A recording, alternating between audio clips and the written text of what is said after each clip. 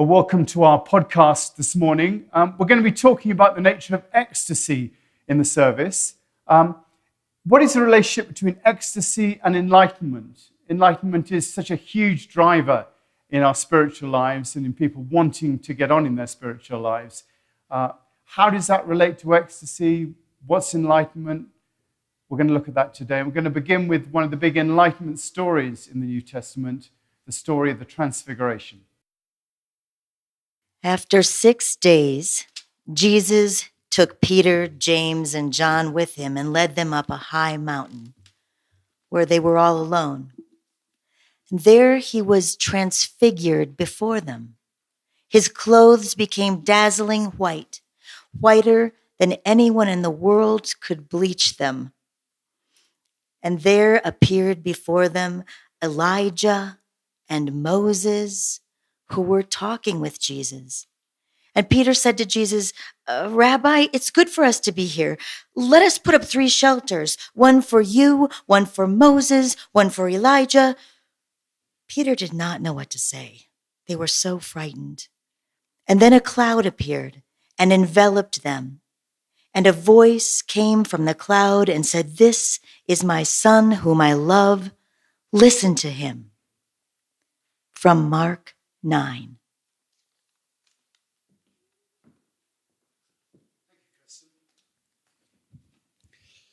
And of course, that's one of the enlightenment experiences in the Bible.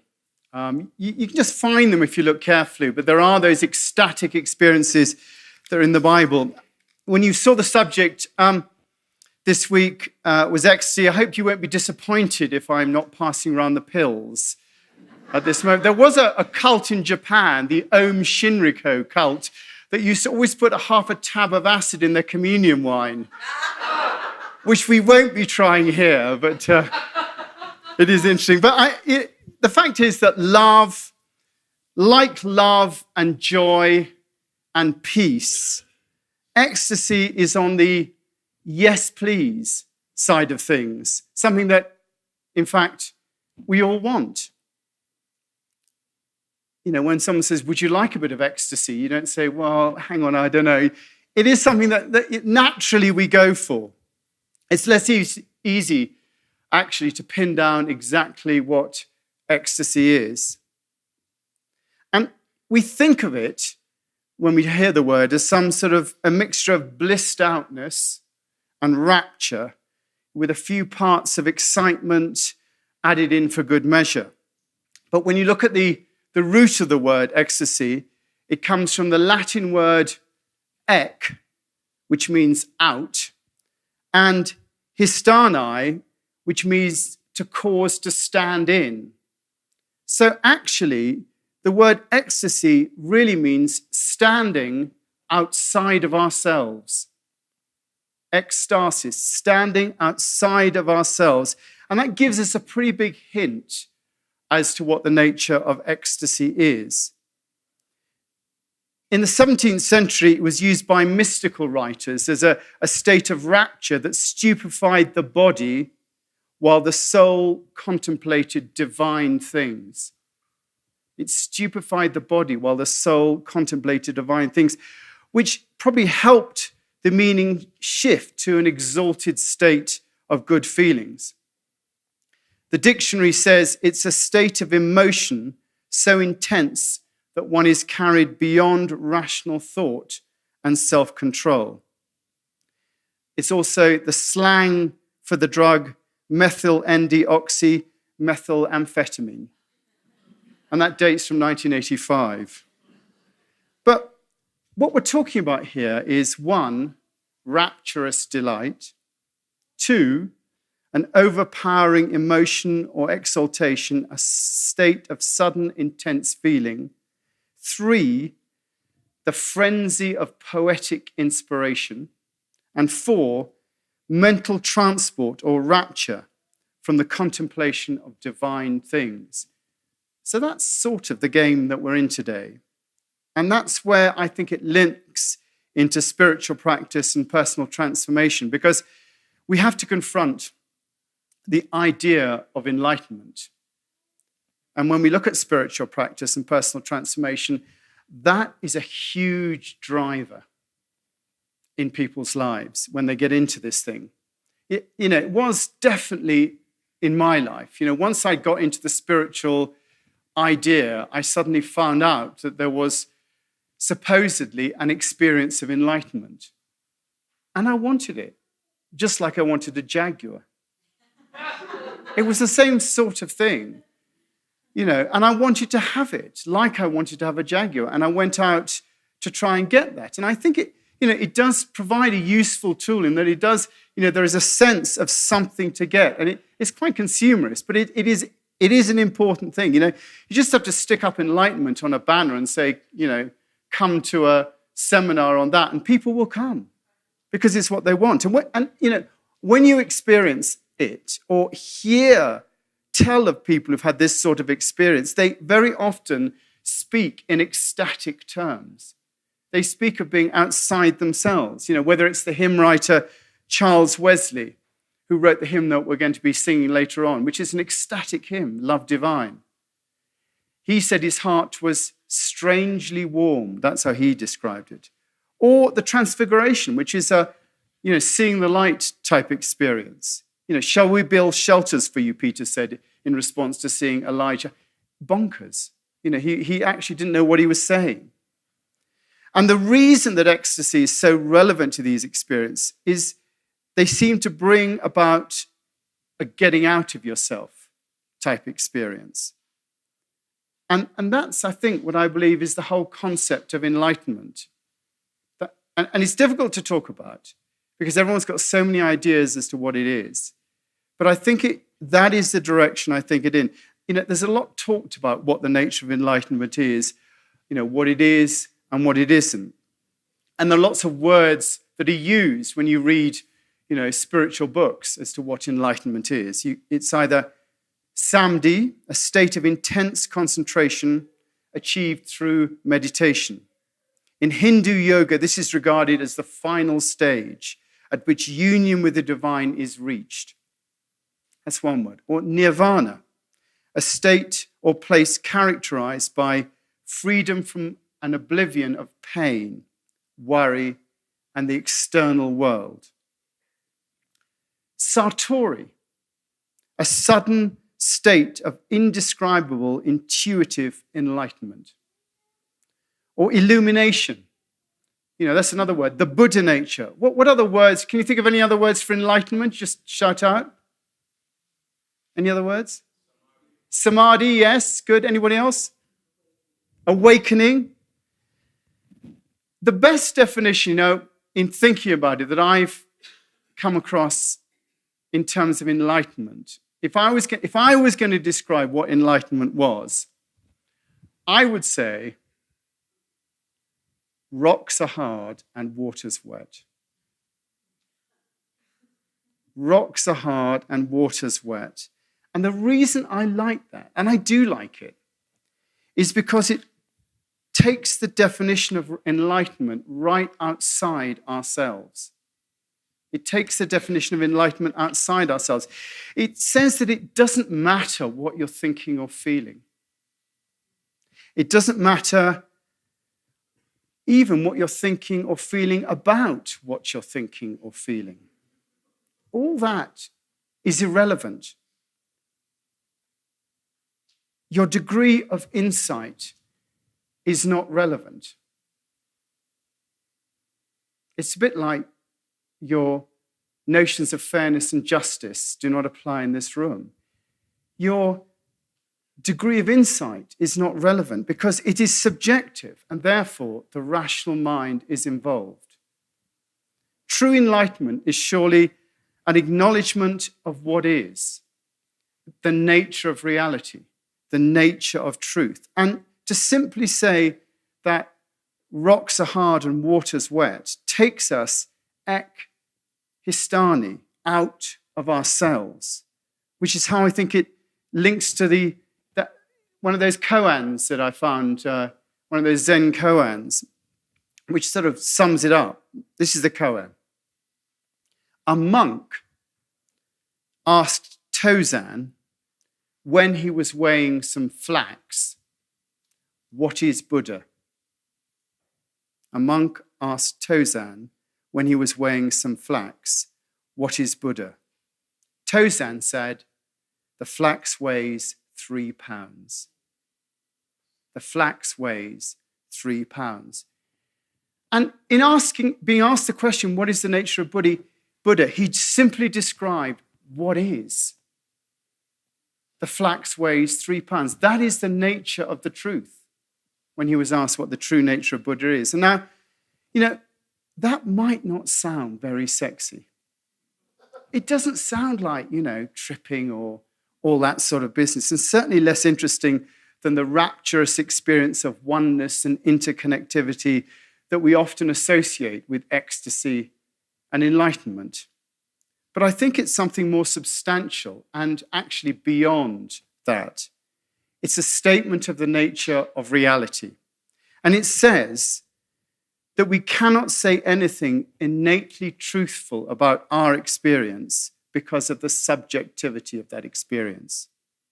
And in moving outside ourselves and confirming the nature of reality, we're saying that this is the only truly true known. The nature of reality is the only true known. And what is that true known? It is what is present to us. That is the true known. That which is present to us. And it includes our thoughts and our feelings, but only in an objective acknowledgement of their existence. It includes our thoughts and feelings. It includes what we think about it, but only in an objective acknowledgement of our existence. Not that they hold any significance about the nature of truth. And you have to have a humility to hold that view. The moment you hold that view, you stop thinking about how marvelous your insight is. Your wonderfulness, your enlightenment, it becomes not the important thing. All we can say is that those thoughts and feelings exist, just like walls, just like the floor exists. And in truth, we do not know more. We may think we do, and we may have ideas about the nature of truth, but those are only ideas. We may have opinions that some experiences are better than others, but those are only our ideas about that which is good and that which is bad. And all we can say in truth is that this experience, this one is different to that one. This one is different to that one. And I notice that I prefer to have this experience. So I am suggesting that true enlightenment is one that involves an experience of ekistani, of ecstasy, of getting outside ourselves, of standing outside ourselves and seeing objectively what is really happening without commenting on it. That's the Zen position. That's not to say that peak experiences don't happen. Look at the Transfiguration. Look at the Buddha's enlightenment. Muhammad, all the great traditions, the burning bush, they all show peak experiences that were relevant. And the reason I'm standing here is that I had a peak experience. I had an experience in 1979, just to put a date on it, when, I experienced myself as being part of a greater consciousness. And it transformed the way that I looked at life. And it's why I'm standing here today. I haven't had that experience again, but it was a transformative experience. They transform us, those experiences. But they're not, I don't think, enlightenment. They point to a state of enlightenment. They are insights. Those peak experiences are insights. About myself, I think that I have insights, but I think I'm not enlightened. I have insights, but I'm not enlightened because I'm still very much the effect of my body. It governs how I behave. I'm not ecstasis. I am at the effect of my fear. I worry about bums on seats. on a Sunday morning. I worry about whether I'm going to get things right. I'm not throwing this sermon away, I can tell you. I'm not going to try and wing this one. I worry about that. I worry about things. I'm I'm of my body. It affects the way that I operate all the time. I pick up feelings from others. I make them my own. Do you do that yourself? You pick up the feelings, you think, oh gosh, she's a bit upset today. I'm upset now. And I better be upset with them. And suddenly I'm living somebody else's life. It affects my moods and my opinions. I share their body experience. And for me, that's a way of being in contact. And we feel we're in contact with someone when we're in touch with their experiences. And actually, I think it's a substitute for contact. Real contact is the actual experience of that shared consciousness together. That's real contact. But we're very much in our bodies. This enlightenment I'm talking about, the lightening. You always think of enlightenment as being about light, but actually, could it not be about feeling light rather than heavy? The real enlightenment cannot be forced. There's no guarantee that we'll arrive at there's no guarantee in my life that I will arrive at an experience of enlightenment. Trying to force it is not enlightenment. That is not a state of enlightenment. All we can do is realize that we are very much still in our bodies. We're still in our bodies. And yet, we often seek that enlightenment in our bodies. We try and get it in our bodies, in our senses. And that's where I think the orgiastic nature of the current idea of enlightenment comes from. The orgiastic nature. It's really sensory overload. Avoiding the real issue by becoming lost completely in sensual feelings. The sensuality then becomes all, and it eradicates all pain. And we take that as being ecstasy, because it is the absence of pain. But that is all it is. It is the absence of pain and possibly the experience of pleasure as well. That is the ecstasy. That is that common thought of. Because we are stuck in our bodies, in our needs, and in the needs of others. The need to take on their feelings, to collude with them, rather than heal their pain. And I think it's interesting as well that it's often through the shame of our bodies that we're brought low. Think of politicians and religious leaders. They always get caught in bed with somebody, or it's all about their bodies. That is where you get them. It's the shame of body that's there. And I think it's interesting that in the Garden of Eden, anyway, just so we got a bit of Bible in here, anyone who's saying that there's no Bible here. It's interesting in the Garden of Eden that after eating the apple, the first thought of was the shame of their bodies. They covered themselves because they knew they were naked. Almost as if before they were in a different frame of consciousness where they were unaware of their bodies. Maybe that is the state of enlightenment. And then they became aware of their bodies and they hid themselves. Enlightenment then becomes, if you look at it in this way, about the lightness we feel when we are no longer truly weighed down by our bodies. And we feel that lightness when we experience the ecstasis, the ecstasy. Now, I'm not talking about ignoring our bodies. I'm not talking about, that the body's bad and all that. I'm not talking about that, because we're talking about transcending. And really, the route to it is through our bodies. Our senses show us the way forward, and we can't operate without our bodies. They show us the way, but it's so difficult to get beyond all those thoughts and feelings. And I think it's important to not to beat ourselves up that we're not enlightened. I don't beat myself up that I'm not enlightened. I find it a comfort.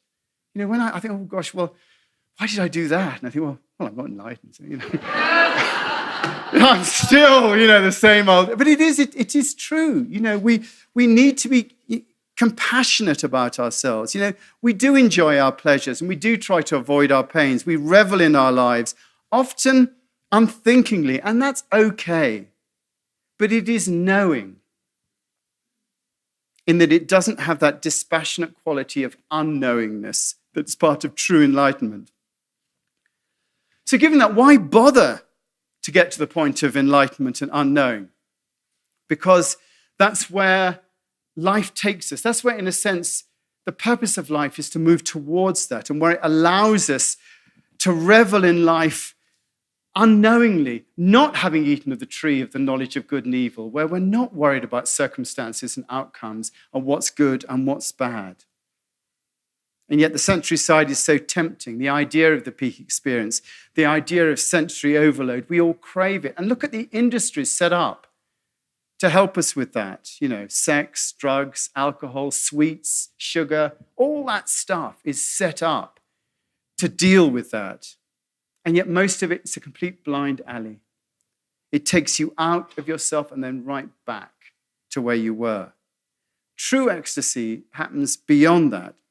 It's simple, non-judgmental, and accepting. Rocks are hard and water's wet. Seek first the kingdom of heaven, and then all these things will be yours. Notice most of the world teachers, when they talk about the way to eternal truth, they don't talk about getting wasted. They don't talk about that thing. Eternal truth is found in the simple. Rocks are hard and water's wet. In being with what's so, in being present. I'm coming to the end, so if you're panicking. True enlightenment is where your body is not the issue. And it's hard because our body is the issue most of the time. Most of the energy is spent trying to get our bodies comfortable. And yet, as Khalil Gibran said, could you keep your heart in wonder at the daily miracles of your life? Your pain would not seem less wondrous than your joy. And you would accept the seasons of your heart, even as you've always accepted the seasons that pass over the fields. And you would watch with serenity over the winters of your grief. That is enlightenment. We have to in some way break out of our bodies. Enlightenment is beyond insight. We're set free from our bodies to live in consciousness. We no longer are pulled down by the heaviness of our bodies. It's a way to carry yourself in life, like walking on water. It's that sort of experience. And how do we get there? The truth is, I don't know, because I'm not there. And you can only teach what you know. And I don't know this. I don't experience it. It's not my daily experience. My thoughts are that we can't make it happen. And when it comes. She'll be coming around the mountain when she comes. It will just come. And, it may not be meant to come. We always think that, I must be meant to be enlightened because I'm me. But maybe your role in the purposes of God is not to be. My role is not to be. It's just to be what I am and not try and be something that I'm not. And, the fact of the matter is, in reality, all we can do is open ourselves to insight. This is what I think we can do. Open ourselves to insight. Be ready for insight. Practice non-attachment in our spiritual practice, in our daily lives. Have your insight and practice knowing that we are within the will of the divine purpose. We are within that. If I'm meant to have that experience, I will. If not, there is another purpose for me. Why should I be dictating to God what I should be experiencing? That's why enlightenment is rocks are hard and water's wet. It's undemanding. That's why it's there. So cultivate that, and you'll find the true way to ecstasy.